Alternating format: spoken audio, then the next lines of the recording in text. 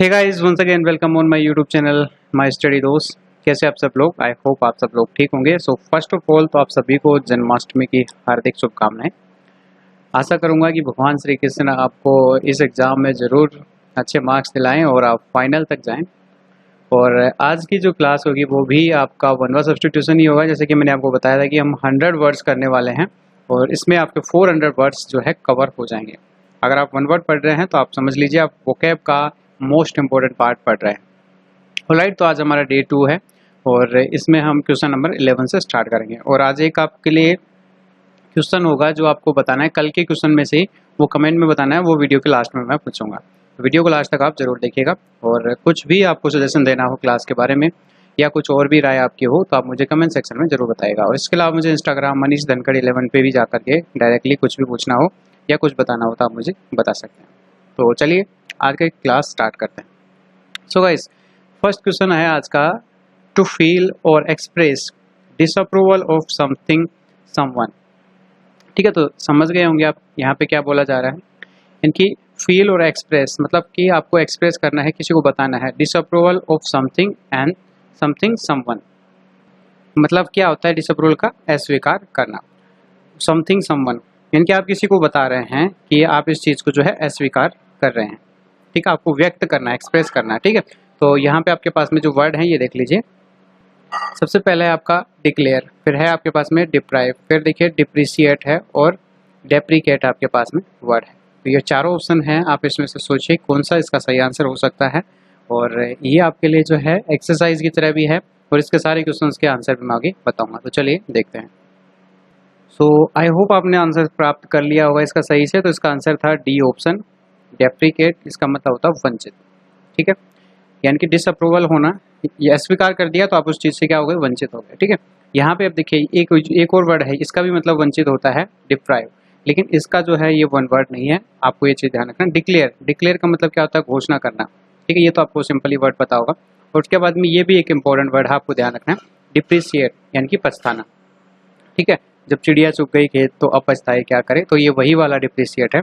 ठीक है, तो अभी जैसे सोचिए कि अभी आप एग्जाम की तैयारी नहीं कर रहे हैं और एग्जाम निकल गया और उसके बाद में सोच रहे हैं यार मैं थोड़ा सा तैयारी कर लेता तो शायद मेरा हो जाता, तो ये वही पछताना है। तो बाद में पछताओ, इससे अच्छा अभी से तैयारी रखो।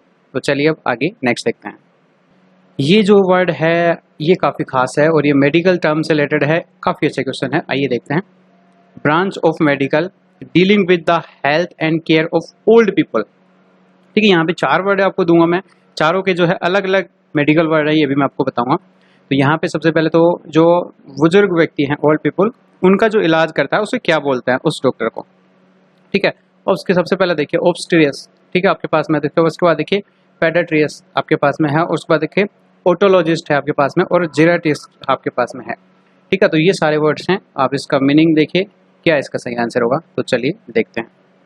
सो गाइस, इसका जो सही आंसर था वो तो था डी ऑप्शन। ठीक है, जेराट्रिक्स आपको बोला जाता है, जो जरा चिकित्सा भी बोलते हैं उसे हिंदी में। मतलब जरा का मतलब क्या होता है? वृद्ध। ठीक है, तो जो बूढ़े व्यक्तियों का इलाज करता है उसे जेराट्रिस्ट बोलते हैं।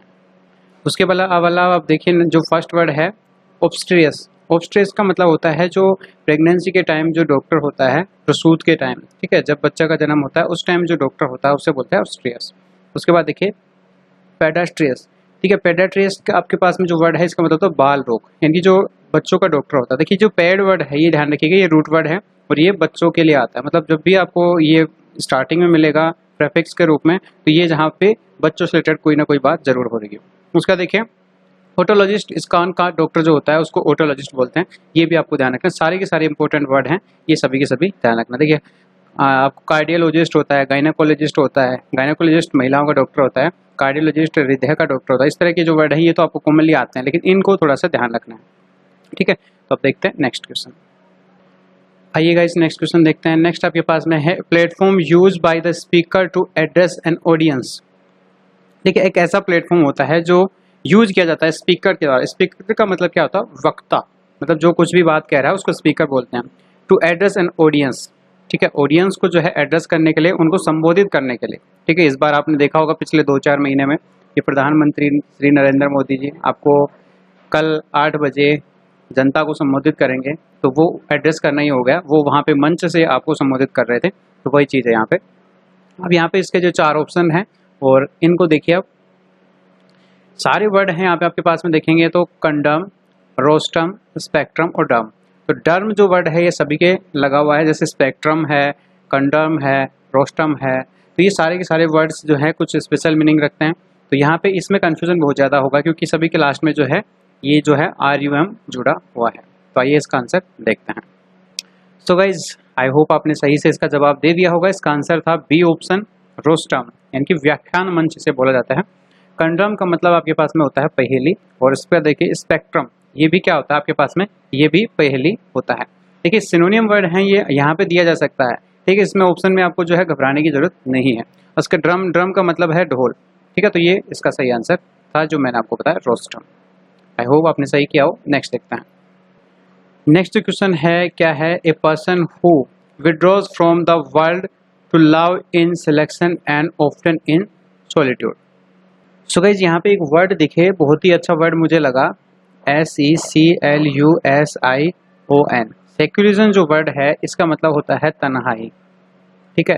बहुत सारी चीज़ें होती हैं जो डिप्रेशन बोलते हैं आप उसे, ये वही है, ठीक है। एक अकेलापन यहाँ पे फील होता है। A person who withdraw from the world मतलब जो अलग ही दुनिया बना लेता है अपनी, ठीक है, जो इस दुनिया से जो है अलग हो जाता है।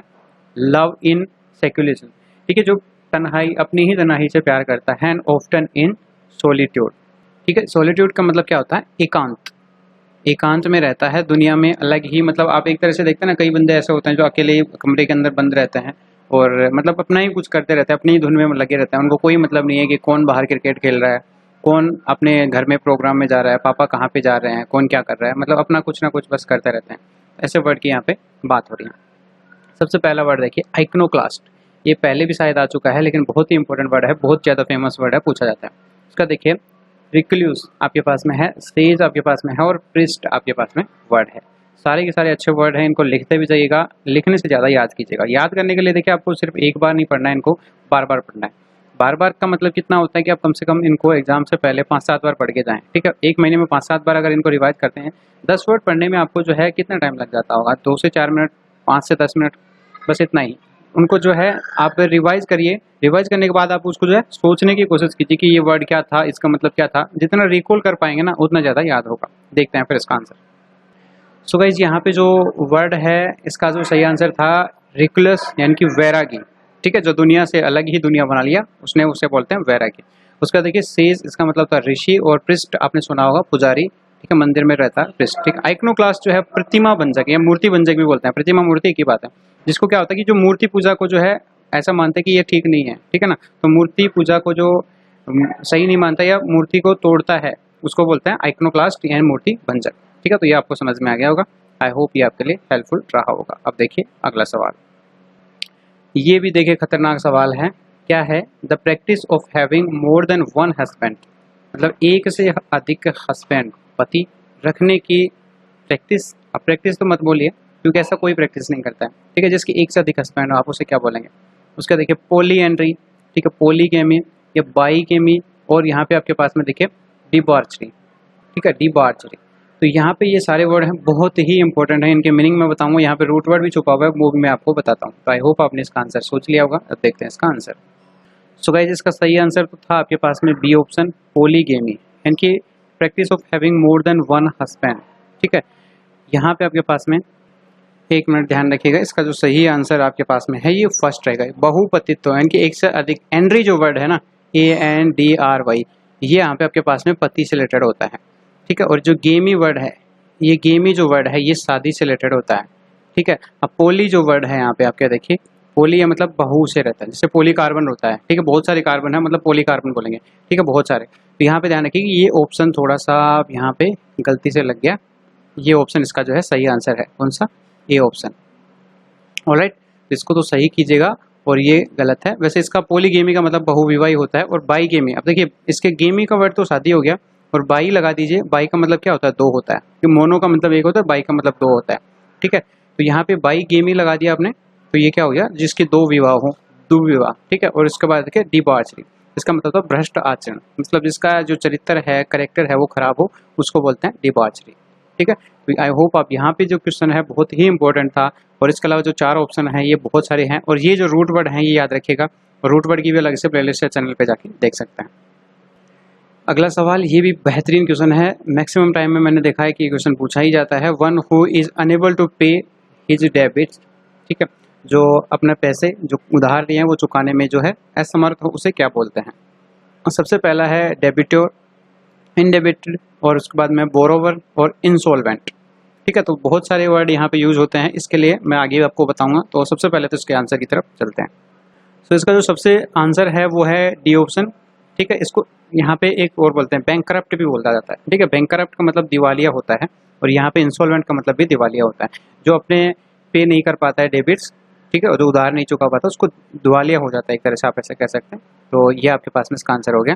बोरोवर होता है जो कर्ज लेता है, और इनडेबिटेड मतलब जिसके पास में ऋण लिया हुआ। यहाँ पे बात हो रही है चुकाने की, ठीक है, पे करने की बात हो रही है। ये तो क्या है, ऋण तो उसने लिया है लेकिन वो चुका देगा शायद, तो यहाँ पे ये नहीं बता सकते। और डेबिटर का मतलब होता है कर्जदार, ठीक है, बोरोवर और डेबिटर, ठीक है। यहाँ पे देख लेना, ये दोनों सिनोनिम है। ओके गाइस, तो आंसर आपको समझ में आया। जो चीज़ मैंने यहाँ पे बतानी थी वो मैंने बता दिया। इंसॉल्वेंट के साथ में बैंकरप्ट और याद रखिएगा, ये दोनों सिमिलर वर्ड हैं। नेक्स्ट देखिए, फिर ये भी अच्छा सवाल है। देखिए, डिटेनिंग एंड कन्फाइनिंग समवन, ठीक है, कन्फाइनिंग, डिटेनिंग, सबसे पहले तो किसी को क्या करना, खोजना। उसके बाद में कन्फाइनिंग मतलब उसको परिभाषित करना, किसी को खोजना और उसको परिभाषित करना, ठीक है। उसके बाद में जो ऑप्शंस हैं यहाँ पे, ये देखिए, इंटरप्रेशन, ठीक है, इंटरप्रेशन यहाँ पे वर्ड है पहला। उसके बाद देखिए इंट्रोगेशन, इंट्रोगेशन आपने सुना होगा, ठीक है। उसके बाद देखिए इंटरमेंट, इंटरमेंट, इंटरमेंट आपके पास में देखिए सारे सिमिलर से लग रहे हैं वर्ड, ठीक है, थोड़ा सा प्रोनाउंसिएशन का फर्क है, ठीक है। इंटरमिटेंट, इंटरमिटेंट, इंटरमेंट और इंट्रोगेशन और इंटरप्शन, ठीक है। तो यहाँ पे आपके पास में सारे वर्ड हैं। अब इनका आंसर आप ढूंढे, देखते हैं फिर नेक्स्ट क्वेश्चन। सो इसका जो आंसर हो जाएगा वो तो हो जाएगा आपके पास में सी ऑप्शन, इंटरमेंट। इसका मतलब होता है नज़रबंदी, ठीक है। तो ये जो व्यक्ति है इसको आपको फाइन करना है और उसको जो है परिभाषित करना है, तो यहाँ पे ये हो गया। उसके बाद देखिए, ये हो सकता है आपको हिंदी में आंतरायिक, ये गूगल वर्ड है, मुझे भी नहीं समझ में आ रहा है इसका मतलब क्या होता है, क्योंकि इससे अच्छा तो इंग्लिश में ही लग रहा है, ठीक है, इसका देख लेना। और इंट्रोगेशन तो आपको जो है इंपॉर्टेंट है, याद रखिएगा। इंट्रोगेशन का मतलब होता है पूछताछ करना, ठीक। कई बार क्या होता है कि आप लोग ऐसा कोई केस देखते हैं कि अरे यार छोड़ो, ये इंट्रोगेशन के चक्कर में नहीं पड़ना है हमें, ठीक है, पूछताछ के चक्कर में नहीं पड़ना, पुलिस पकड़ ले जाएगा ऐसे, है ना। और इंटरप्शन का मतलब होता है रुकआउट, ठीक है। तो ये वर्ड दोनों जो है बहुत ही ज़्यादा इंपॉर्टेंट है, ये याद रखिएगा, मोस्ट इंपॉर्टेंट वर्ड हैं, इनको लिख लीजिए, कैसे भी याद रखिएगा। नेक्स्ट देखते हैं। अगला जो सवाल है देखिए, an unexpected piece of good fortune, ठीक है। अनएक्सपेक्टेड का मतलब तो आपको पता ही होगा, जो संभव ही नहीं था, मतलब संभावित था ही नहीं, लग ही नहीं रहा था कि ऐसा हो जाएगा। कई बार क्या होता है ना कि आपको लगता है कि आपका दोस्त आपको फ़ोन करके कहता है भाई तेरे एयरफोर्स में सिलेक्शन हो गया, क्या, मेरे को तो लग ही नहीं रहा था कि मेरा हो जाएगा। तो वो वही अनएक्सपेक्टेड चीज़ है, और उसमें क्या होता है, वो गुड फॉर्चून। कई बार क्या होता है कि अनएक्सपेक्टेड चीज़ के अंदर जो है आपका छोटा सा अच्छा लक होता है, तो उसकी वजह से आपको जो है हो जाता है अनएक्सपेक्टेड चीज़ भी। तो उसको क्या बोलते हैं एक वन वर्ड के अंदर, विंडफॉल, ठीक है, फिलांथ्रोपी, बेनवोलेंस और टर्नस्टिल। सो देखते हैं इसका आंसर क्या होता है। आप खुद भी वीडियो पॉज करके भी सोच सकते हैं, उसके अलावा जो है आपको यहाँ पे दिमाग में रिकॉल हो गया होगा अगर आपको याद है तो। सो गाइज, इसका जो आंसर है वो हो जाएगा ए ऑप्शन, विंडफॉल। इसको जो है आप ऐसा हवा का झोंका मत समझ लेना, यहाँ पे आपके पास में जो है इसका मतलब होता है अप्रत्याशित, ठीक है। अनएक्सपेक्टेड या अप्रत्याशित एक ही बात है, विंडफॉल इसे बोला जाता है, ठीक है। फिलांथ्रोपी, परोपकार, बहुत बार पूछा जाता है, ठीक है। बेनवोलेंस, इसका मतलब भी परोपकार होता है, ये भी ध्यान रखिएगा। उसके बाद में टर्नस्टिल का मतलब होता है घूमने वाला, ठीक है, एक जगह से दूसरी जगह ट्रैवल करता रहता है, घूमने वाला टर्नस्टिल हो गया, ठीक है। इसको तो चाहिए याद ना रखे लास्ट वाले को, लेकिन इन तीनों वर्ड को बहुत ही अच्छे वर्ड हैं, याद रखिएगा, इंपॉर्टेंट वर्ड हैं, ठीक है। देखिए नेक्स्ट, अगला जो सवाल है क्या कहता है, seeing something which is not actually present. मतलब सीइंग यानी कि देखना, कुछ ऐसा देखना जो एक्चुअल में है ही नहीं, मतलब एग्जिस्ट करता ही नहीं कोई चीज़, आप उसको जो है इमेजिन कर रहे हैं, ठीक है। तो यहाँ पे आप देखिए ऑप्शन में भी दिया गया है, इमेजिनेशन है, ठीक है, प्रिजम्पशन है, उसके बाद देखिए हेल्यूसिनेशन है। ये वर्ड बहुत अच्छा है, याद रखिएगा इसको, हेल्यूसिनेशन, ठीक है। उसके बाद में देखिए सपोजिशन। तो यहाँ पे देखिए इसका सही आंसर क्या होगा, देखते हैं नेक्स्ट। तो इसका जो सही आंसर है आपके पास में सी ऑप्शन, मैं कह रहा था बहुत ही अच्छा वर्ड है, हेल्यूसिनेशन, ठीक है, मति भ्रमित होना। मतलब आप ऐसे रहते हैं ना कि जैसे कई बार क्या होता है कि आप काम कुछ करना और ही चाहते हैं लेकिन हो कुछ और ही जाता है, तब बोलते हैं यार मेरी मति खराब हो गई थी, ठीक है, ये हेल्यूसिनेशन है, ठीक है। ऐसा कुछ होता नहीं है लेकिन आपको लगता है कि ऐसा कुछ होता है। आप ऐसा समझ लीजिए कि कुछ ऐसी काल्पनिक चीज़ जो आप इमेजिन कर रहे हैं लेकिन वास्तव में वो एग्जिस्ट नहीं करती है, ठीक है, तो वो आपका जो है भ्रम है, आप ऐसे कह सकते हैं। हेलुसिनेशन, मति भ्रमित या भ्रम बोल सकते हैं, ठीक है, भ्रम यहाँ पे सही लगेगा, तो आप इसे भ्रम ले लीजिए, ठीक है, हेलुसिनेशन भ्रम, ठीक है। उसके बाद देखिए इमेजिनेशन कल्पना होता है, प्रिजम्पशन का मतलब होता है अनुमान, मतलब कुछ चीज़ होगी वो बाद में लेकिन आप उसका पहले ही अनुमान लगा लें, ठीक है, प्रिजम्पशन होता है वो। और उसके बाद देखिए सपोजिशन होता है प्रकल्पना, ठीक है। तो ये आपके पास में वर्ड थे, सारे के मीनिंग मैंने बताया अच्छे से। अब देखिए नेक्स्ट, तो आज का जो आखिरी सवाल है ये है, one who criticize popular beliefs which he thinks is mistake और अनवाइज। मतलब एक व्यक्ति है, कुछ लोकप्रिय मान्यताएं हैं, जो पॉपुलर बिलीव्स है, लोकप्रिय मान्यताएं हैं, उनका जो है क्या करता है, क्रिटिसाइज करता है, उनकी आलोचना करता है। विच ही थिंक इज मिस्टेक, वो उसको ये लगता है कि ये गलत है और असत्य है, ठीक है। तो आपको समझ में आ रहा होगा, कुछ लोग ऐसे होते हैं, जैसे अभी मैंने आइकनोक्लास्ट बताया था, मूर्ति भंजक, तो वो क्या करते हैं कि वो मूर्ति पूजा का विरोध करते हैं, उनको नहीं अच्छा लगता कि आप किसी मूर्ति की पूजा करें, ठीक है। तो इस तरह के लोग होते हैं जो पॉपुलर मान्यताएं हैं, ठीक है, पॉपुलर बिलीव्स हैं, धारणाएं हैं। जैसे कि आप सभी मंदिर में जाते हैं, कुछ लोग ऐसे होते हैं जिनको मंदिर जाना पसंद नहीं होता है, ठीक है, तो वो उसकी क्या करते हैं, क्रिटिसाइज करते हैं, आलोचना करते हैं। तो ये चीज़ है, आपको समझ में आ गया होगा। अब देखिए यहाँ पे फिलालिस्टन आपके पास में वर्ड है, आइकनोक्लास्ट है, इम्पोस्टर है और कैनिबल है, ठीक है, सारे वर्ड हैं। और अब इसका आंसर आप देखते हैं गाइज। इसका जो सही आंसर था फिलिस्टीन है आपके पास में, इसका जो है आंसर है संकुचित विचार वाला, मतलब नैरो माइंडेड बोलते हैं ना उसे, वो वही है फिलिस्टीन, मतलब जो छोटी सोच रखता है, फिलिस्टीन। अब आइकनोक्लास्ट आप यहाँ पे आंसर हो सकता है टिक कर देते, तो मैं आपको बता चुका हूँ पहले इसका। इम्पोस्टर का मतलब होता है ढोंगी, और कैनिबल होता है नरभक्षी, ठीक है। तो ये सारे वर्ड थे, आपको मैंने इसका आंसर सभी का बताया। अब एक वर्ड मैं यहाँ पे ले रहा हूँ, जो कल मैंने आपको 10 वर्ड कराए थे उनमें से, तो अगर आपने वीडियो लास्ट तक देखा होगा तो ज़रूर आपको यहाँ पे ये कमेंट सेक्शन में आंसर आप करके जाएंगे, तो मुझे बताइएगा ज़रूर उसका आंसर। अभी मैं आपको वर्ड देता हूँ। सो ये है गाइज आपके लिए आज का जो सवाल है, इसका जो है मुझे आंसर चाहिए कमेंट सेक्शन में, तो इसको जो है मुझे ज़रूर कमेंट कीजिए। कल मैंने आपसे क्वेश्चन करवाया था और आज मुझे इसका आंसर चाहिए। तो देखिए, आप अगर कंटिन्यू बने रहेंगे तो आप एक अच्छे तरीके से सारे वर्ड मैं आपको याद करवा दूंगा, ठीक है। तो वीडियो को लाइक ज़रूर करिएगा, उसके अलावा अपने दोस्तों के साथ इसे शेयर ज़रूर कीजिएगा और अपना ओपिनियन भी क्लास के बारे में ज़रूर बताइएगा। टेलीग्राम में ज़रूर ज्वाइन होना, वहाँ पे जो है इसका PDF भी अभी लोग मांग रहे थे, तो अभी नहीं मिलेगा। जैसे आप 40-50 वर्ड होने दो, फिर उसको एक साथ दे दूंगा। अब 10-10 वर्ड का दूंगा तो आपके पास में 10-20 प्ले लिस्ट PDF बन जाएंगे, फिर आप उनको ढूंढते ही फिरेंगे। एक ही प्लेलिस्ट में सारा चीज़ आपको जो है मिल जाएगा। बाकी 40-50 के बाद मैं दे दूंगा रिवाइज करने के लिए आपको, ठीक है। सो अब आगे मिलते हैं नेक्स्ट वीडियो में। एंजॉय कीजिए, आज जन्माष्टमी आप सेलिब्रेट कर रहे हैं तो thank you so much, bye bye, take care, all the best.